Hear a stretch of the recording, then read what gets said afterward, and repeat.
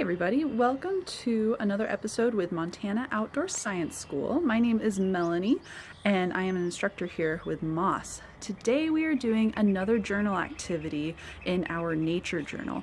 If you haven't made a nature journal yet or you haven't gotten one, let me show you what I've done to create mine. So I have just a handful of pages that I folded in half. I stapled them along the folded edge. What you can do with yours, if you don't have a stapler, you can punch holes into it, tie it with string if you need to. You can also go out and buy something that maybe has a harder cover, has more pages, but you're always welcome to add more pages to this. It's really easy. Without further ado, let's go and get started. Our journal activity today has everything to do with patterns. Patterns are structures or designs that we see in nature repeating themselves again and again on the same creature or the same subject. Nature has a lot of patterns.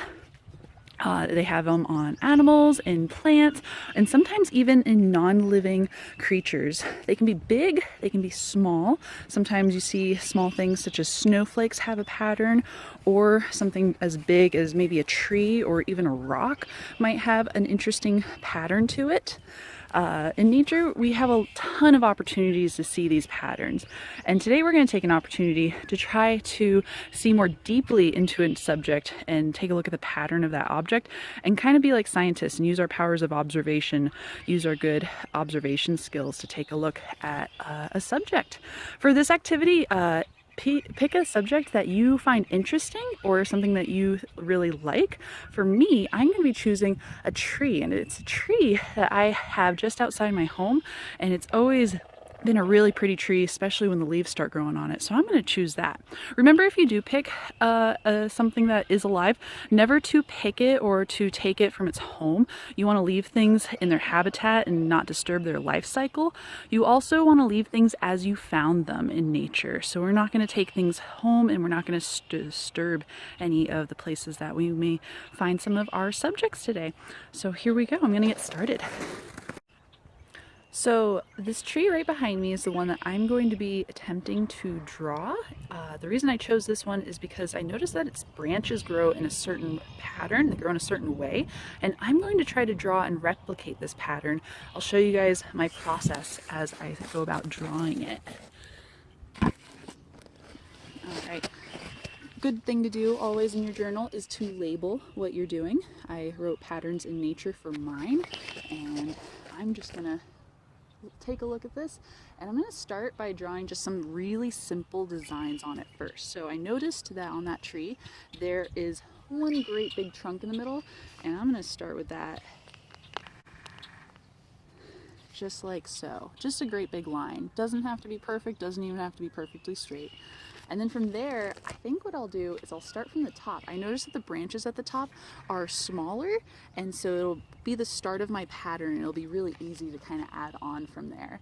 I'm also looking and realizing that there are a ton of differences in the branch sizes. So maybe I'll start with those bigger branches as they go down, and then fill in those bigger branches as I get going.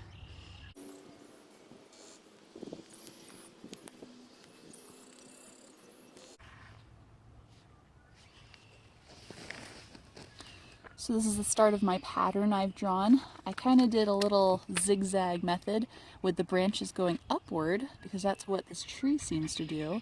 And I kind of went one side up a little ways and then the other. Left, right, all the way up. And as I went up, I also included that the branches got shorter and shorter. So that's what I did there.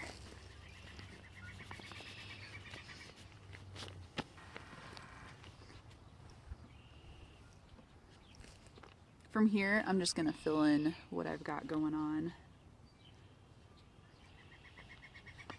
I'll add more branches. I'll start to add little branches onto those bigger branches.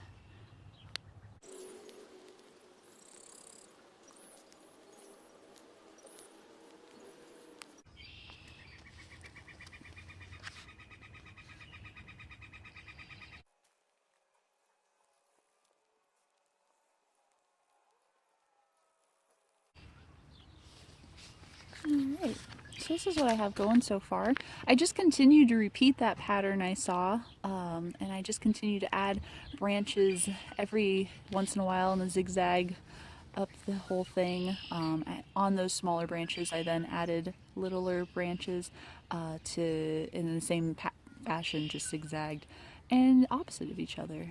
And I'm just filling it in, trying to get it to look somewhat like what I've got going on here. It's really important to know that if your drawing doesn't come out looking exactly like what you're looking at, that is totally okay. The idea is that you want to see the pattern, be able to repeat the pattern, and ultimately you can take this and apply it to your everyday drawings that you may be doing at home as well, or further activities that we may be doing in our journal here. I'm going to continue on. I think what I'll do is, I notice now these branches eventually curve upward, so I'm going to add some upward curves onto the ends of my branches here.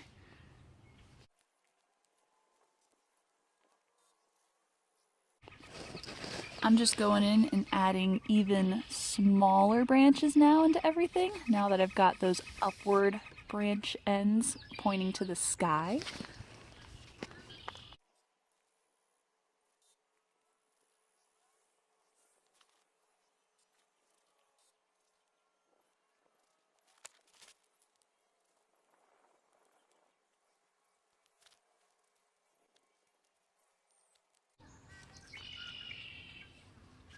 All right, so now that I've got my tree pattern drawn, I'm gonna go in and now start to kind of give it details that make it apparent that it is this tree. So for example, I'm gonna take my trunk that is at this point just a line, I'm gonna make it really thick.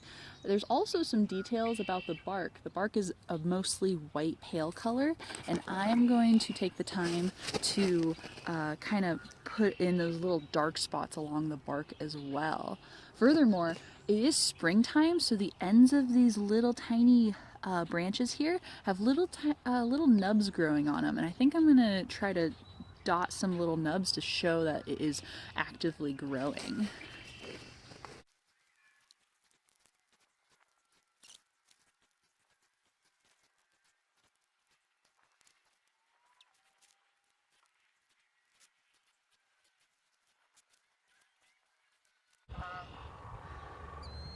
It's not a perfect replica of what I've got going on here, but it is a good representation of what kind of pattern I am seeing here.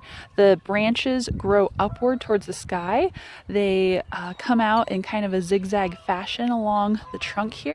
Furthermore, I've added to my page little tidbits of things that I observed. So over here, I wrote down exactly what I just said, how the branches grow upward.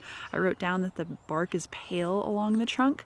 I also gave it a date, and I tried to give it a label. Unfortunately, I don't know what tree species this is, but that's not a problem at all. This is kind of a good foundation for us to build our drawing skills and our labeling skills. For other activities down the line in our journal, we may end up doing field guides. We may end up trying to figure out what a species is based on the observations we can make. And one of the first ways we can start to do that is just by looking at the patterns that we have here in our tree. Something you can do to further extend this activity is ask yourself a few questions. I wrote down some sample questions. My first one includes, is the subject that you drew living or non-living?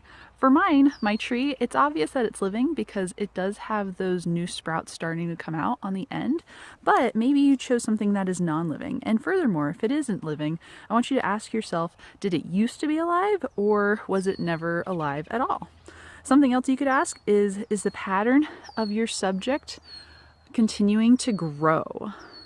Let me focus it there for you. And if so, in what direction? And if not, why? So I had a thought that maybe if you were looking at snowflakes, those do grow for a certain time, but maybe the snowflake you chose isn't growing any longer. And that could be due to a lot of reasons. Maybe it's warming up. Maybe it's in a shadow. Maybe it's no longer receiving moisture to continue to grow. So that's something that you can consider. Another question is, are there any other subjects that they have the same pattern or similar pattern? And that could be living or non-living.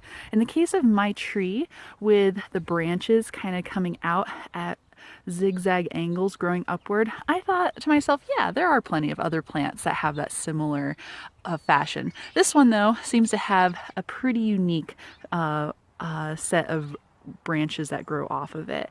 But there are some other similar trees. For example, that one right there, I believe, is another type of tree, but again, it has that similar fashion of the branches growing upward. Whereas across the way, there's a few pine trees that their branches seem to grow almost downward after a time. So I noted that to myself. Finally, a good final question, rounding up question you could ask yourself is, why do you think this pattern developed? What purpose does it serve for your subject? So for mine, it kind of comes down to, it gives the tree strength to grow and to continue to grow. It gives it the capability to take on weather, to be able to function during those non-growing months of winter. So that was something that I had to think about with my pattern. Your pattern may be very different. Maybe it has something to do with a shell and it protects a creature inside of it. This activity is a really easy activity to take into your backyard or onto a walk around your neighborhood. If you liked this activity, please like us on Facebook or follow us on our YouTube channel, Montana Outdoor Science School.